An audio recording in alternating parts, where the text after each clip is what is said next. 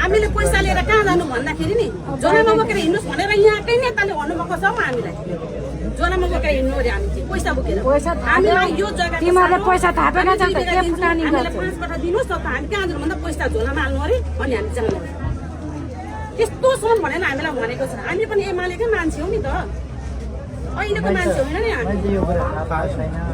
तपाईँलाई भेट्न दिँदैन थियो हामीलाई सर्वोच्च अदालतमा गएर हामी सम्पूर्ण थापाहरू सबै सनाइसकेको उहाँ बाह्र मेरो चाहिँ एउटै हो पाहाडखेरि म अस्ति पनि त्यस्तो गर्नु जनताको पक्षमा नगर्नु एउटा तपाईँ भनेको यहाँको 5 नम्बर होइन यो सबै नेपालभरिको तपाईँ हो हामीले दिएर तपाईँ अझै हामीले त तपाईँले नै दिने अझै भनिरहेका छौँ हामीलाई त्यस्तो गरे यहाँका भुइँ मान्छेले हामीलाई यस्तो गरे क्या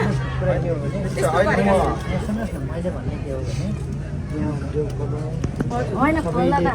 सबै खुसी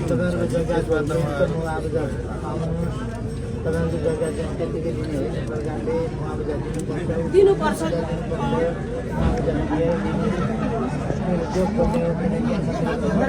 होइन हामीले दिन्छौँ भने दिएको तर हाम्रो समानता हुनु पर्यो नि जनता तपाईँको लागि बराबर हुनु पर्यो कसैलाई 45 छ कसैलाई 28 छ जुन राम्रो खेल्छ त्यसलाई चाहिँ 7 र 8 छ दुई पनि पो छ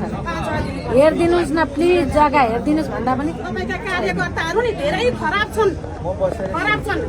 हामी अहिले भनेको एमालेका मान्छे होइन हामी अहिले भनेको एमालेको होइन हामी त जन्मेदेखि नै भयो त्यस्तो मान्छेलाई हामीले यति रुवाएको छ कि माधव दाईहरूलाई त हामीले कति पछ्याएर हिँड्यौँ त हामीलाई अहिले तपाईँले घरै पछि जानु कि यही दुखेको हुन्छ सबैको यही दुखेको हुन्छ किन तपाईँमा सुनाइ किन पुऱ्याइदिएन त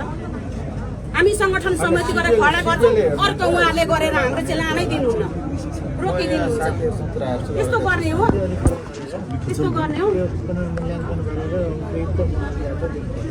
त्यस्तो गर्ने कति दुखेको छ हामीलाई अर्को कुरा के हो अब उहाँले चाहिँ नि कहिले कमाएर खाना बाँधिदिनु के को दिनु नि गाडी आउने हामीलाई उहाँले मालपत्रमा के भन्नुभएको छ भने नि हाकिमले सर हाम्रो बिरुवा लान तपाईँहरू जबसम्म गरेर आउँदैन गरेर खान्छ भन्दाखेरि मान्छे लगाएर मकै पोखेका आउँछ मकै पोखेका मकै त्यस्तो गर्नु पाइन्छ मकै ल्याउँ मकै पोखेका वस्तु छोड्देका आखिर हामीले नसकेर 1200 रुपियाँ किलोको मकै लिएर जसले हामीले गर्न दिएको हो किन त्यो मकै त्यस्तो गर्न पाइन्छ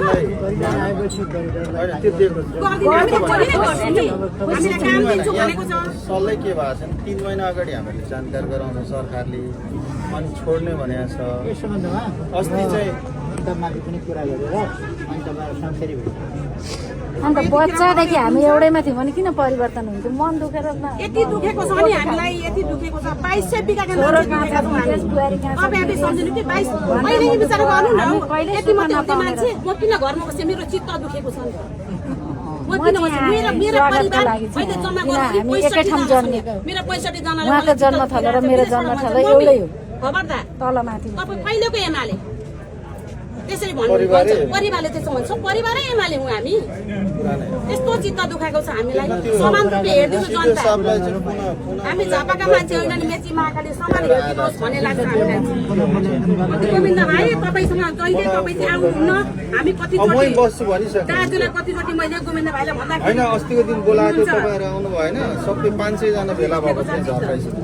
हामीलाई थाहा भएन हामीलाई थाहा भएन खबर गर्नु भनेको थियो मलाई चाहिँ थाहा भएन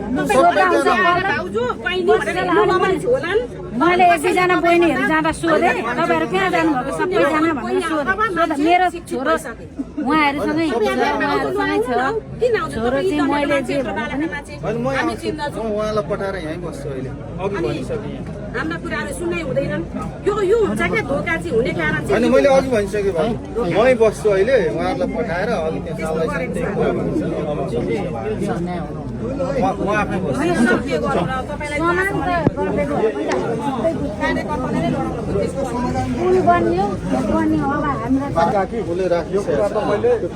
पहिलेदेखि नै राखेको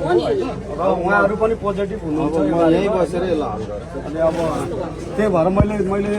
हाम्रो दाइलाई चाहिँ होइन गोविन्द दाइलाई मैले पहिले पनि एकचोटि आउनु है यहाँ भेटघाट गर्नुपर्छ भनेर दाइलाई मैले बारम्बार हामी त टचमा छौँ नि त त्यही भएर दाइहरू चाहिँ एकदम सकारात्मक हुनुहुन्छ हाम्रो लागि है बालबोथानवासीको लागि तर कतिपय मान्छेहरूले चाहिँ बिचमा हावाहुरी लाएर होइन दाइहरूलाई नै नेगेटिभ देखेर दाइहरूलाई नै होइन नराम्रो देखाउनु खोज्नेहरूको पनि एउटा हुटुटी छ। त्यो हुटुटी छ, त्यो हुटुटी पनि हाम्रै बिचको मान्छे हो फेरि होइन। अहिले नाम नतोकिहालौँ होइन, यसको पनि समस्याको सावधान खोज्नुपर्छ दाइहरूले भन्ने कुरा त मैले बारम्बार राखेको हो होइन। अब तपाईँहरू फेस टु फेस यहीँ हुनुहुन्छ, हामी सबैजना छौँ होइन। उहाँहरू एकदम सकारात्मक हुनुहुन्छ, तर नकारात्मक मान्छेहरू भएको कारणले गर्दा चाहिँ यो भएको। अहिले एकछिनमा बस्ने पनि कुरा थियो भाइसँग स्पेसल होइन। अहिले राख्नु